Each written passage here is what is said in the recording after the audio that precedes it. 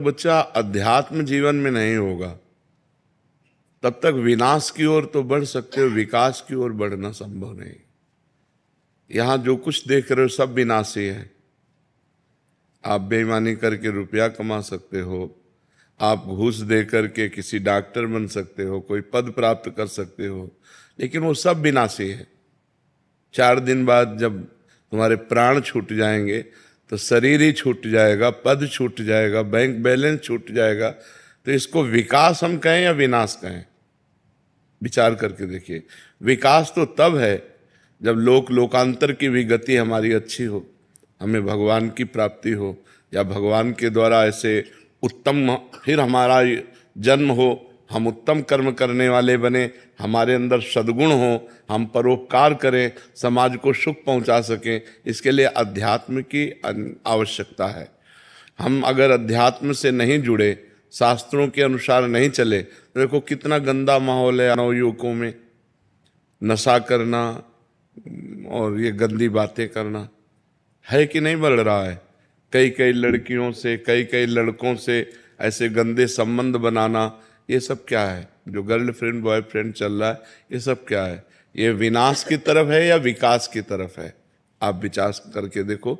ब्रह्मचर्य का नाश करना, पवित्रता का नाश करना, मन को गंदे संस्कार देना, ये तो विनाश की तरफ जा रहे हो। इसके बाद फिर व्यसन करना, फिर इसके बाद व्यसन के लिए उद्दंडता करना, हिंसा करना, चोरी करना, अपने माता पिता को प्रताड़ित करना, ये सब विनाश की बातें हैं बच्चा। अगर हम लौकिक और पारलौकिक दोनों उन्नति चाहते हैं तो हमें अध्यात्म से जुड़ना चाहिए, हमें सत्संग सुनना चाहिए, हमें शास्त्र स्वाध्याय करना चाहिए और भगवान का नाम जप करना चाहिए और अपने माता पिता बूढ़े जनों की सेवा करनी चाहिए। उनके चरणों के आशीर्वाद से हम आगे बढ़ेंगे, ऐसी भावना रखनी चाहिए। अपने बुजुर्गों को भगवान की तरह पूजे। अगर उनका आशीर्वाद मिला तो भगवान का आशीर्वाद मिला। अगर उनका मंगल भावना हमारे प्रति बनी रहे तो सामाजिक और पारमार्थिक दोनों उन्नति हमारी होती रहेगी। हमारा नाम जप, शास्त्र स्वाध्याय, सत्संग और सेवा, ये हमारे जीवन को उठा देगी। और जिसके जीवन में ये नहीं है तो वो जीवन विनाश की तरफ बढ़ रहा है। भले वो अपने को समझ रहा है मैं विकास की तरफ जा रहा हूँ, यहाँ विकास नहीं है, यहाँ विनाश है। अंत कब देखना होता है? परिणाम। बुद्धिमान जन परिणाम देखते हैं। जो मूर्ख होता है वो वर्तमान के सुख को देखता है, जो बुद्धिमान होता है वो भविष्य की बात सोचता है कि ये जो कार्य कर रहा हूं इसका परिणाम क्या होगा, इसका भविष्य क्या होगा।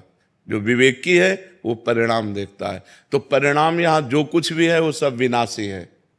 अगर हमने भगवान का भजन नहीं किया, सदाचरण नहीं किए, परिवार में हम शांति प्रेम नहीं बना पाए, समाज को हम परोपकार के द्वारा सुख नहीं पहुंचा पाए, तो हमारा जीवन विनाशी और विनाश ही कमा पाए। अविनाशी कुछ हाथ में लगा नहीं।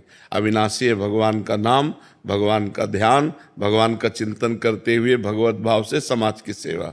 समझ पा रहे हो आप?